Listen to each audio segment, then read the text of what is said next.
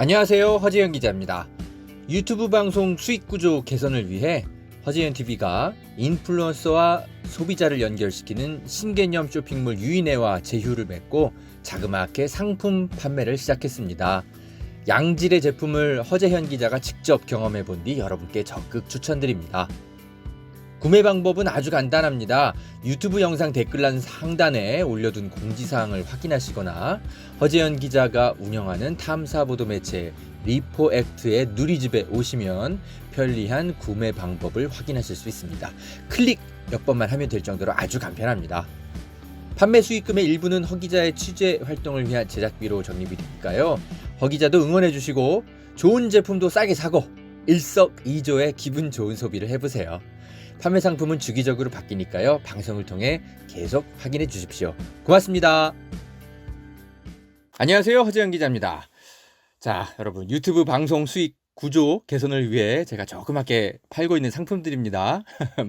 많이 이용해 주시면 방송 제작에 큰 힘이 될 것 같습니다. 고맙습니다, 늘. 간편식 스테이크, 이거 새로 들어온 상품이죠. 이것도 맛이 괜찮아요.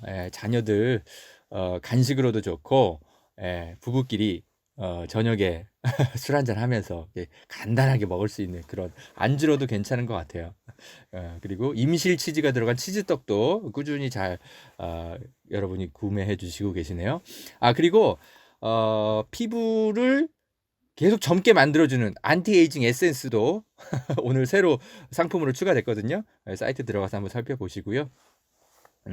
굉장히 저렴하게 상품이 들어왔어요. 원래 48,000원짜리 48,000원짜리인데 25,800원에 프롬 네이처 에이지 인텐스 두 종을 각각 150ml 요렇게 들어있는 것 같은데, 요거에다가 마스크 그 샘플 까지 5개 같이 해서 이렇게 들어간다 그러네요. 좋다, 괜찮네. 48,000원을 25,800원에 새로 이렇게 팔고 있는 안티에이징 에센스도 많이 이용해 주시겠습니까? 허재현 기자의 꿀피부를 앞으로 한 달간 책임질 상품인데 여러분과 함께 한번 실험해 보죠. 자, 광고 여기까지 하고, 자, 여러분, 민주당 이야기를 좀 해야 될 것 같은데, 지금 그 재보궐 선거 때 후보를 내야 되느냐, 지금 이 문제를 가지고 민주당이 참 고심을 많이 했는데 결국은 당원들의 의사를 묻는 것으로 그렇게 이제 결론을 내려서 이낙연 대표가 이제 그렇게 앞장서서 이제 투표들 하신 분들 계십니까? 저는 뭐 민주당원은 아니고 민주당 외곽에 이제 있는 그냥 민주당 좀 비판도 하지만 뭐 응원도 하고 뭐 이제 그런 시민인데 당원분들은 아마 투표하신 분들 많겠죠? 찬성률이 그러니까 서울 부산시장 후보 공천 내야 된다 이렇게 전당원 투표를 했는데 찬성률이 86%로 나왔네요. 다만 투표율이 좀 아쉬워요. 투표율이 26% 정도밖에 안 나왔네요. 이런 부분은 조금 아쉽습니다. 근데 어쨌든 압도적으로 높은 찬성률로 서울 부산시장 후보 공천하기로 그렇게 결정이 났네요. 한겨레 이제 정치부에서는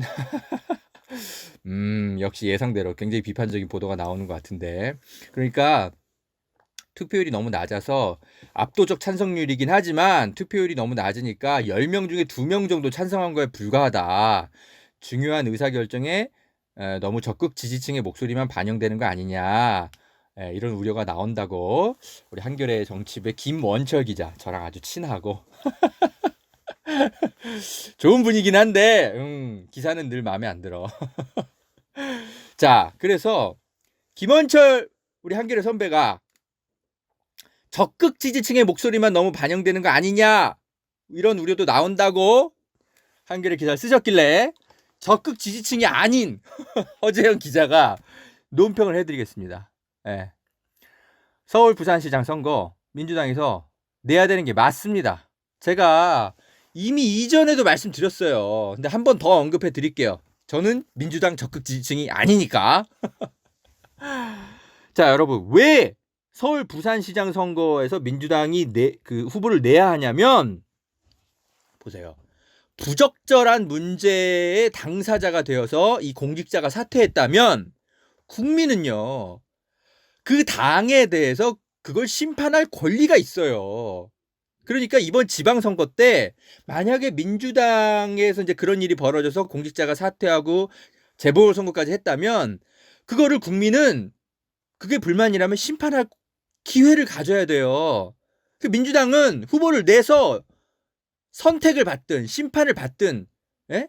국민한테 평가를 받으셔야 됩니다. 아니 후보도 안 내면 우리가 어떻게 그죠? 민주당을 심판하고 민주당에 다시 한번 기회를 주거나 말거나 이런 걸 합니까? 그러니까 국민한테 물어보세요. 예. 우리가 이런 문제를 일으켰지만 도의적으로 국민께 참 송구하지만 한 번 더 기회를 주시겠습니까? 여러분이 그래도 우리를 심판하시겠다면 어쩔 수 없겠습니다. 라고 재보궐선거 때 나가서 국민 앞에 겸허하게 심판을 받든 선택을 받든 하시란 말입니다. 그걸 자체를 국민에게 기회 자체를 박탈시키면 어떡해요. 후보도 안 내면. 안 되는 거죠. 여러분 그 미국 지금 민주당에서도 지금 그 대통령 선거 지금 한참 하고 있잖아요. 유력한 미국 그 민주당의 대선 후보 조 바이든 후보 이 사람이라고 해서 성추문이 지금까지 없었는 줄 아십니까? 그 1993년도에 그때 이제 조 바이든 후보가 상원 의원이었는데 그때 이제 사무 보조로 여비서가 있었나 봐요. 타라 리드라는 이름의 여비서인데 이분도 자기가 이제 그 조 바이든한테 과거에 그때 성추행 같은 거 당했었다 이렇게 폭로한 적이 있었어요. 물론 진위 여부는 정확히 밝혀지지는 않았죠. 그렇다고 해서 그것만 갖고 민주당 내에서 후보직에서 사퇴하라. 당신 대통령 선거 계속 하는 것 자체가 2차 가해야 이런 얘기 없어요. 미국 민주당에서. 예, 그냥 유권자 개개인이 알아서 선택해서 평가하도록 하는 겁니다. 심판을 해도 유권자가 하지 민주당 지도부가 알아서 하는 게 아니에요. 예? 무슨 말인지 아시겠어요? 그래서 박원순 시장 사건, 예. 국민이 판단해서 심판을 하든지 재선택을 하든지 국민에게 기회를 돌려주는 게 맞습니다. 세계 어느 나라가 이렇게 하고 있어요. 지금 민주당이 좀 뭐랄까 그 뜻은 제가 알겠는데 너무 과도한 과거에 이상한 정당의 그 뭐죠 정책 이런 게 있었던 거예요. 예. 정강이라 그럽니까? 예. 너무 과도했던 거예요. 그리고 국민의힘이 얼마 전에 그 지난 주말인가요? 지방자치선거에 민주당이 후보에 다시 내는 거는 2차 가해다 뭐 이런 식으로 주장하던데 와 정말 이 사람들 피해자 중심주의를 이런 식으로 정치공학적으로 써먹을 줄 내 진작에 알았지만 역시나 안 해. 여러분 진짜 헛소리인 게 뭐냐면요. 국민의힘 이 사람들 이 피해자 중심주의는요. 어떤 성추문 사건, 어떤 피해 호소인이 나타났을 때 그 사건을 해석하고 연대하는 과정에서 피해자 입장에서 최대한 이 부분을 해석하려고 함께하려고 노력하는 것이지 그 이후에 무슨 정당의 선거 공천이나 뭐 이런 거랑은 아무 상관없는 거예요. 정치적으로 이용해 먹는 이 피해자 중심주의를 정치적으로 이용해 먹는 국민의힘은 진짜 나쁜 반여성주의 정당인 거예요. 이 사람들. 예? 그 얼마 전에 이수정 무슨 법학 교수? 이 사람 무슨 뭐 국민의당 입당했잖아요. 가서 뭐 하고 있는 겁니까? 이런 거 가서 막아야 될 거 아니에요. 순수한 여성주의 운동을 정치공학적으로 선거 전략으로 이용해 먹는 논평이나 쓰고 있는데 뭐 합니까? 가서 이수정 교수는. 그리고 그 정의당의 논평도 조금 말씀을 드려야 되는데 정의당 입장에서는 굉장히 그 혹독한 비판을 역시 정의당도 했죠. 정의당도 했는데 그 정의당이 이런 거를 생각해야 됩니다. 정의당도 그래 민주당이 후보를 안 낸다고 치자. 그러면 대안이 뭔데요? 정의당이 그걸 제시하면서 논평을 해야 돼요. 민주당이 후보를 안 내면 그럼 국민들의 선택이 고스란히 그게 정의당으로 표가 갑니까? 선거 공학상 당연히 국민의힘이 집권할 가능성이 크죠. 특히 서울시장 그러면 어떻게 되겠습니까? 국무회의에 국민의힘 출신의 지자체장이 참석한다고요. 그거 어떻게 막을 건데요, 정의당은? 그래서 그럼 민주당이 후보 안 내고 국민의힘이 집권하는 그런 식으로 해가지고 지자체 선거 다시 재보궐선거 치른다고 합시다. 국민이 얻는 건 뭐가 있죠? 국민이 얻는 게 뭐가 있어요? 정의당이라는 진보정당 선택지가 있다라는 거, 당을 홍보하는 거 외에 천만 서울 시민이 얻는 게 뭐가 있냐라는 말이에요. 저는 정의당도 아니고 민주당 당원도 아니기 때문에 저는 그냥 제 입장에서 생각할 수밖에 없습니다. 제가 얻는 게 뭐가 있죠? 생각해보면 이런 거가 있죠. 바로 딱 생각되는 거. 아마 이제 국민의힘의 어떤 서울시장이 당선되면 어떤 일이 벌어지겠어요? 바로 서울교통방송부터 손보겠죠? 예? 그러면 프로그램 뭐부터 없어지겠어요? 당연히 김어준 씨가 진행하는 방송부터 없어지겠죠. 그리고 박원순 시장 때 업적이죠. 서울시가 따로 인권위원회를 두었어요. 국가인권위원회 말고. 그런 것부터 없애버리겠죠. 그리고 박원순 시장이 계속 해왔던 소상공인 지원 사업들 이런 것들 줄줄이 사라지겠죠. 오세훈 시장 때 추진했던 그 한강, 용산, 난개발 슬슬 만지작거리면서 뉴타운 그 광풍의 씨앗 다시 한번 뿌려지기 시작하겠죠. 그거 뭐 서울 시민 저 같은 국민한테 이거 다시 견디라고요? 정의당이 그거 책임질 거예요? 제가 앞으로 겪게 될 그 정치적 고통에 대해서? 사실 좀 솔직히 얘기하면 저는 그래도 견뎌요. 왜냐하면 저는 오랫동안 진보정당을 응원해온 시민이기 때문에 그래요. 그러니까 정의당 같은 어떤 진보정당이 광역단체장 정도 하면 어떨까. 저는 그런 날을 정말 오랫동안 바라왔던 시민이거든요. 그렇기 때문에 사실 저는 견딜 수도 있을 것 같긴 해요. 예, 정의당이 같은 진보정당이 좀 더 국민들에게 많이 알려지길 바라니까요. 근데 그래서 이제 저 같은 이제 진보정당을 한결같이 응원하는 시민들도 없진 않을 텐데, 그런데요. 그래도 정치는 현실이거든요. 예. 현실적으로 지금 정의당은 지금 여성주의 외에는 특별히 눈에 띄는 어떤 그 정치적 대안 세력으로서 그리고 수권 능력을 가진 정당으로서 능력이 안 보입니다. 인재가 많이 떠나간 것 같아요. 정의당에서. 과거의 정의당이 아니라는 게 제 판단이에요. 비단 노회찬 의원만을 얘기하는 게 아니라 진보정당을 제가 진짜 가슴 깊이 응원하고는 있지만 현재의 정의당은 진보정당의 대표로서는 상당히 부족해요. 서울시장 선거를 통째로 믿고 맡기기에는 지금의 정의당으로는 준비가 안 돼 있어요.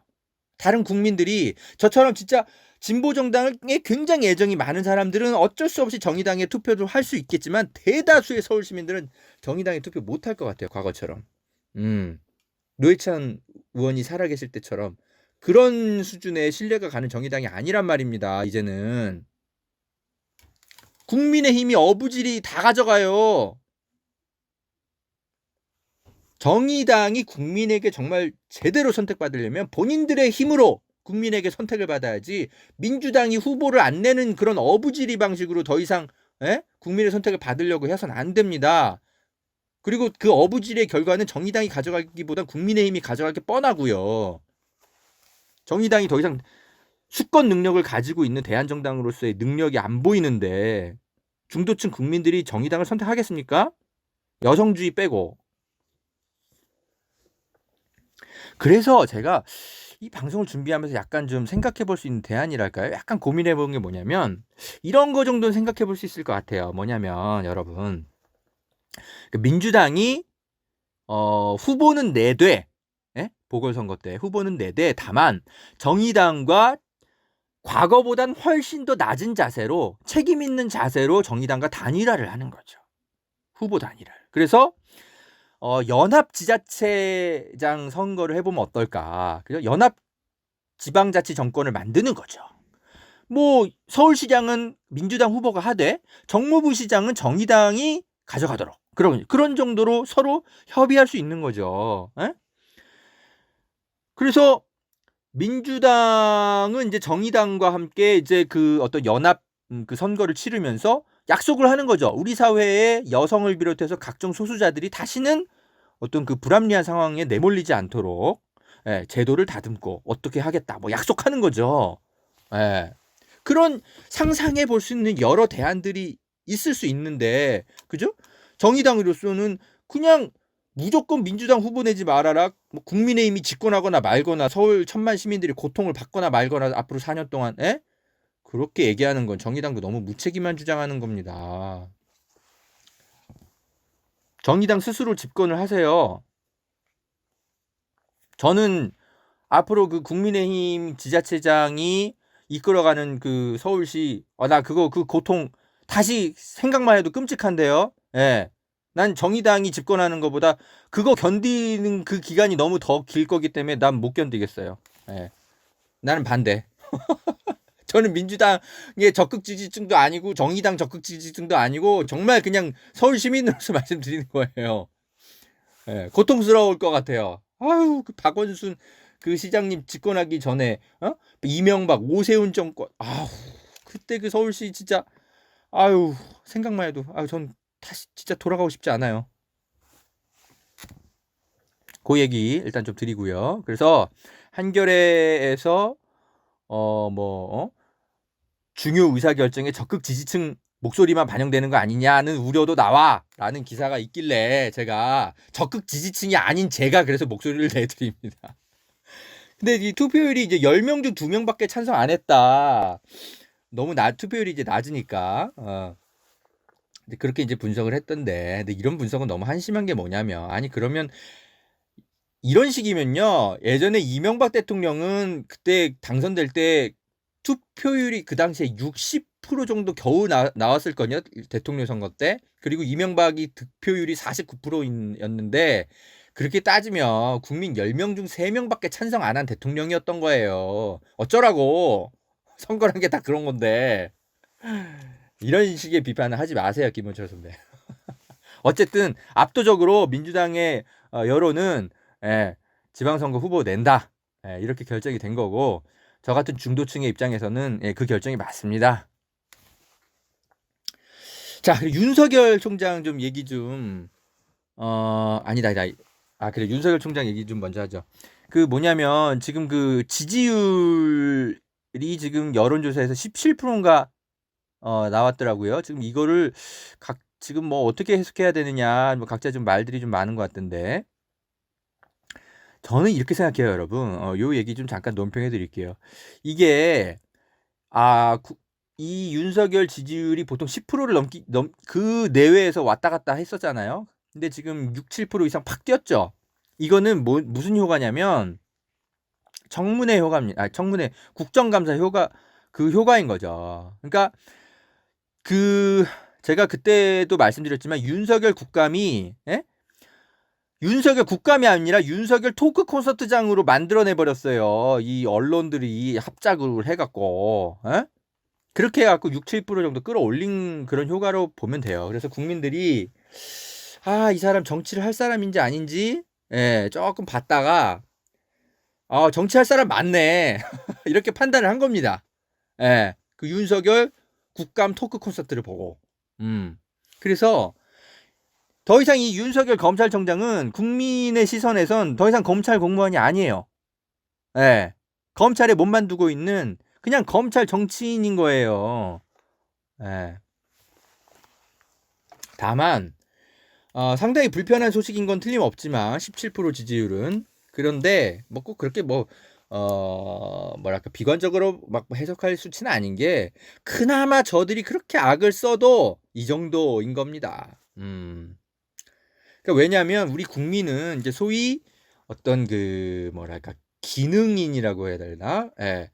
어떤 특정 전문 기능인에게 큰 정당을 맡겼을 때 벌어지는 일들을 이미 학습 효과를 했거든요. 안철수라든지 황교안 이런 분들, 정치적인 어떤 내공 이런 거가 부족한 상태에서 어떤 큰 정당의 대표들이 되었을 때 그 당이 얼마나 좌충우돌하고 어쩌고저쩌고 하는지를 봐왔거든요, 이미. 그래서 윤석열 검찰총장이 지지율이 더 이상 상승하기는 아마 어려울 겁니다. 어쩌면 윤석열 총장이 보수 야권의 대권 후보가 될 수는 있어요. 될 수는 있는데 이번에는 어려울 거예요. 아마 차차기 정도가 가능할 거예요. 그러니까 그 차차기 정도가 되려면 이분이 이제 국민의힘에서 뭔가 정치력을 보여주는 과정이 좀 있어야 될 거예요. 예를 들어서 이제 뭐 보수 정당의 뭐 다음 차기 총선 승리를 이끌어낸다든지 이런 것들.